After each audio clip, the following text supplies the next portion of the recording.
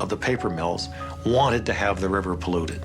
And yet here the river was being polluted. And it was more or less as if we created a doom machine. In our search for wealth and for prosperity, we created something that was going to destroy us.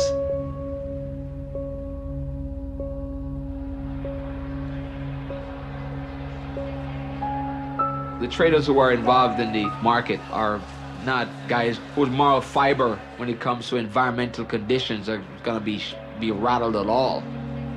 They're seeing dollars and they're making money. Brokers don't stay away from copper because it violates their religious beliefs or their environmental policies. No.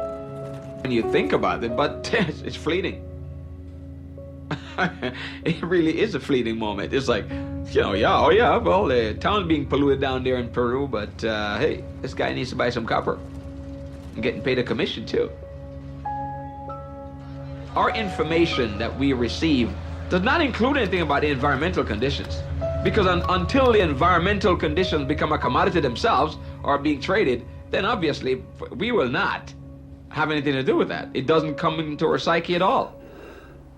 You know, it's so far away and you hardly hear anything about it. I mean, keep in mind, there are things going on right in our backyards, for God's sake.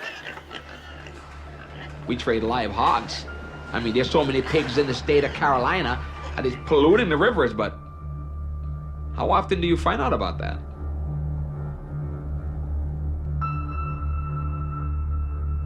At Multinational Monitor, we put together a list of the top corporate criminals of the 1990s. We went back and looked at all of the criminal fines that corporations had paid in the decade.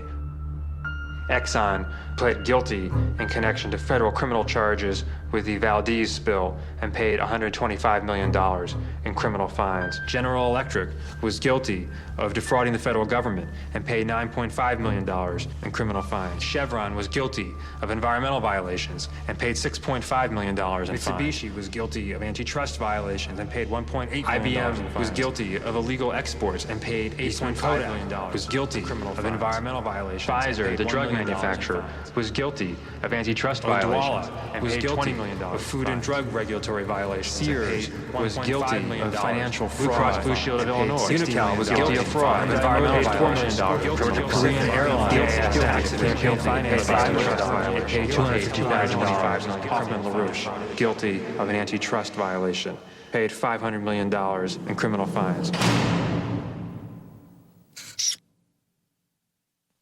Again and again, we have the problem that whether you obey the law or not is a matter of whether it's cost effective. If the chance of getting caught and the penalty are less than it costs to comply, people think of it as being just a business decision. Drawing the metaphor of the early attempts to fly.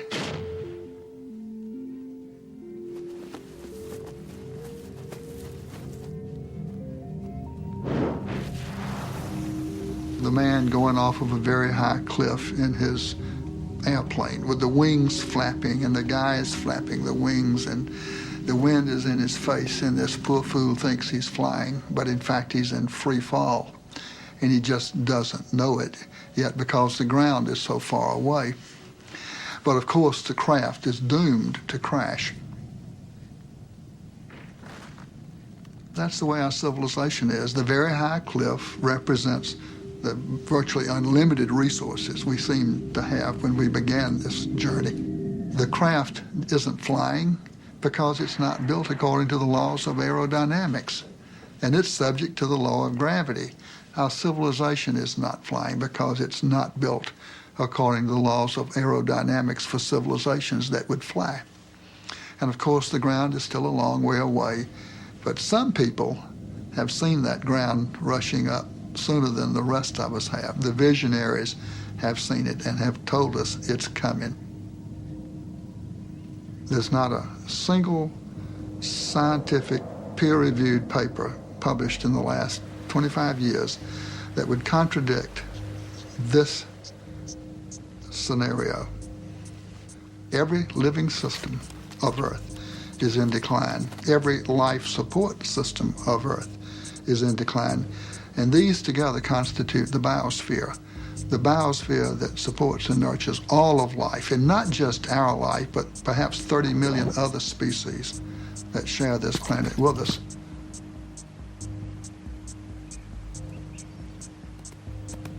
The typical company of the 20th century, extractive, wasteful, abusive, linear in all of its processes, taking from the earth, making, wasting, sending its products back to the biosphere, waste to a landfill.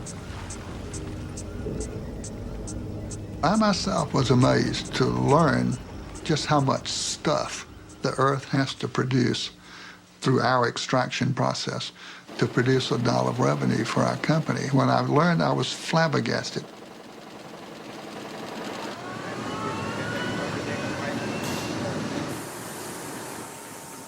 We're leaving a terrible legacy of poison and diminishment of the environment for our grandchildren's grandchildren, generations not yet born.